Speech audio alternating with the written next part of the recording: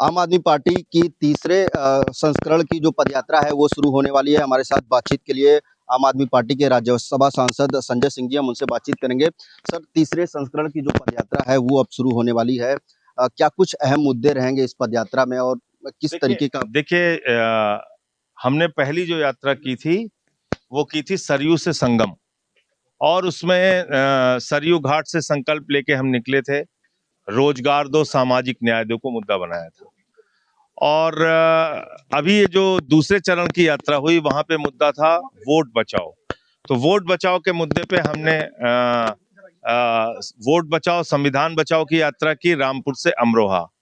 तीसरे चरण की जो यात्रा है वो प्रधानमंत्री के संसदीय क्षेत्र में भी होगी, और मिर्जापुर से इसकी शुरुआत है।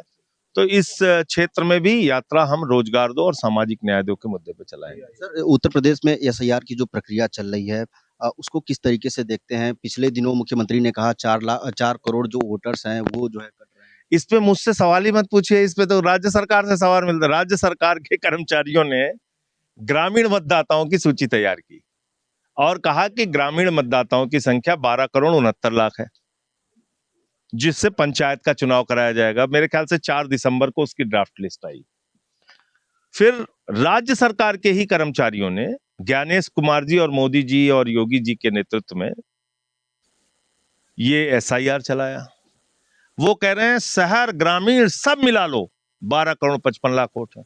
आप बताइए कौन सही है, कौन ठीक है? योगी जी जवाब दें, मैं जवाब नहीं दूंगा इसका। बताएं कौन सही है। तो हम लोग अगर कहते हैं कि एसआईआर के नाम पे गड़बड़ झाला और घोटाला हो रहा है, वोट चोरी हो रही है, तो हमारे पीछे तो ऐसे पड़ जाते हैं कि जैसे मालूम पड़ता है कि हमने पता नहीं कौन सा गुनाह कर दिया। और आपके ही राज्य सरकार के कर्मचारी 2 सूची तैयार कर रहे हैं। इस पे नहीं बोलना चाहिए योगी जी को, इस पे नहीं बोलना चाहिए ज्ञानेश कुमार को।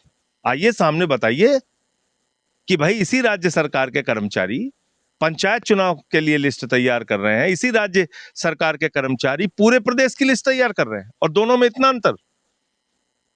दिल्ली में पॉल्यूशन को लेकर के लगातार खबरें आ रही हैं, आप भी देखे होंगे।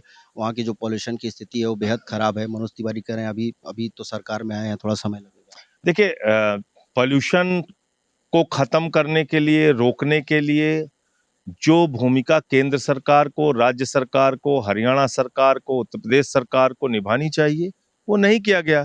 हम तो कह रहे हैं खुले मंच पे आइए, हमारी भूमिका देखिए। पंजाब की पराली जलाने की घटनाओं में 90% कमी आई है। हम आंकड़ों के साथ बता सकते हैं, वर्षवार बता सकते हैं। इस वर्ष में इतनी पराली जली, इस वर्ष में इतने। हमारी हमारी समीक्षा कीजिए, हम तो तैयार हैं। ये लोग क्यों भागते हैं? अगर आपने प्रदूषण से लड़ने के लिए ईमानदारी से काम किया है तो आप आइए ना सामने। नहीं आते। शाहरुख खान को गद्दार कहा जा रहा है।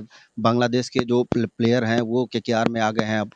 तो फिर अडानी को क्या कहा जाएगा जो बांग्लादेश को बिजली सप्लाई करता है? प्रधानमंत्री को आप क्या कहेंगे जिन्होंने शेख हसीना को रखा है? एक क्रिकेट खिलाड़ी को रखा, शाहरुख खान गद्दार।